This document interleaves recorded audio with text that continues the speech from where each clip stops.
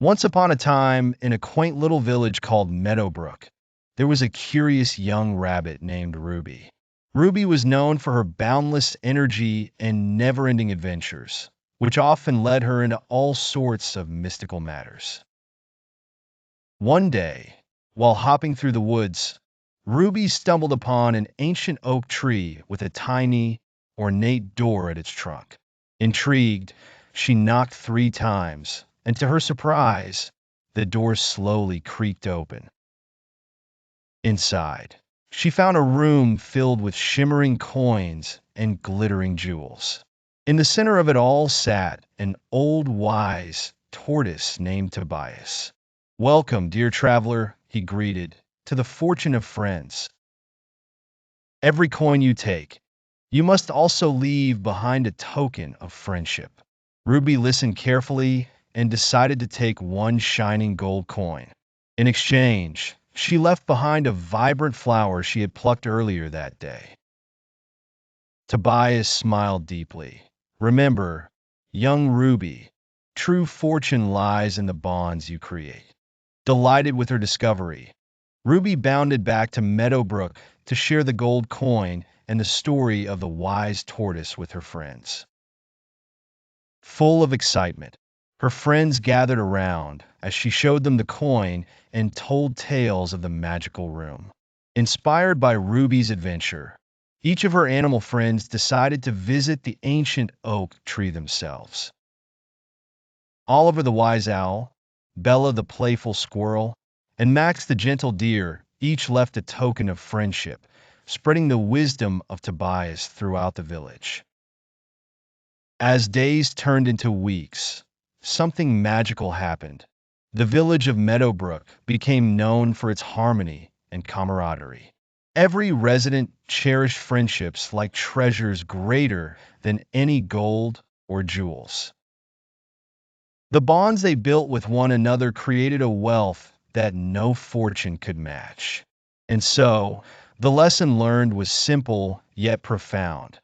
The true fortune was not in gold, but in the friendships and memories they shared together. That is the tale of Ruby and her friends, who discovered the magic of kindness and the immense value of togetherness in their small village of Meadowbrook. In a little town, not so far away, nestled a charming school named Pinewood Primary. It was a place where laughter echoed in the hallways, colorful books lined the walls, and the school bell rang like music to the ears of students eager to learn.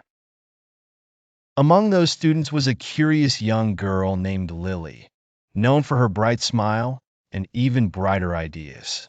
One fine morning, Lily found herself feeling a bit downhearted. She had a math test that day, and despite all her efforts, the numbers and equations swirled around in her head. As the school bell chimed, Lily trudged into the classroom, plopping down at her desk. Her best friend, Sam, noticed her frown and quickly asked, "What's wrong, Lily?" "Oh, it's the math test today, and I just know I'm going to fail," Lily sighed. Sam, a kind and thoughtful boy with a knack for lifting spirits, replied, "Why don't we work together? I know some tricks that can help you remember those tricky sums." Eagerly, Lily agreed, and during break time, once upon a time, in the vibrant town of Greenfield, lived a young girl named Sally. Sally was a charming little lass with golden curls and bright blue eyes, full of life and curiosity. However, Sally had a curious habit. She would waste her food. Every morning, Sally's mother prepared a wonderful breakfast with fluffy pancakes or crispy toast paired with fresh fruit and warm milk. But Sally would nibble just a few bites before declaring she was full. At school, her packed lunch of sandwiches, apples, and cookies often found itself in the bin, untouched. One chilly Friday evening, Sally's family planned a special feast. As the house filled with the delicious aromas of roasted chicken and freshly baked bread, Sally got busy helping her mom prepare. Everything seemed perfect except Sally, who once again left her plate full and announced she was off to play. That night, Sally had a peculiar dream. She found herself wandering in a forest made of food. Spaghetti streams twirled around biscuit mountains, and jelly trees wobbled as she skipped by. Excitedly, she grabbed handfuls of everything only to fling them away from her after a taste. But wherever she walked, a group of shadowy figures followed. Silently, they collected all the food she tossed and whisked it away. Curious, Sally approached the shadowy figures, who turned out to be a family of squirrels. "Why are you taking all the food?" she asked them. The mother squirrel, with a kind yet serious voice, replied, "We gather what others waste. Winter is long, and we must fill our storage to survive." Sally paused, looking at the pile of food they had gathered. It was all good and perfectly delicious, yet she had carelessly discarded it. Waking up the next morning, Sally felt different. The dream stayed with her, and so did the sight of the squirrel family's careful gathering.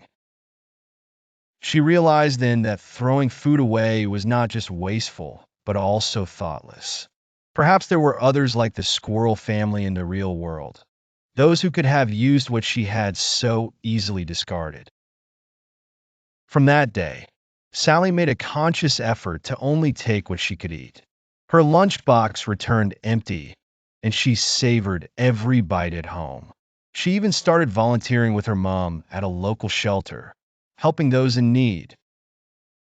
And as Sally grew, the squirrels of her dream continued to visit her thoughts, reminding her of the lesson she had learned in the extraordinary forest of food.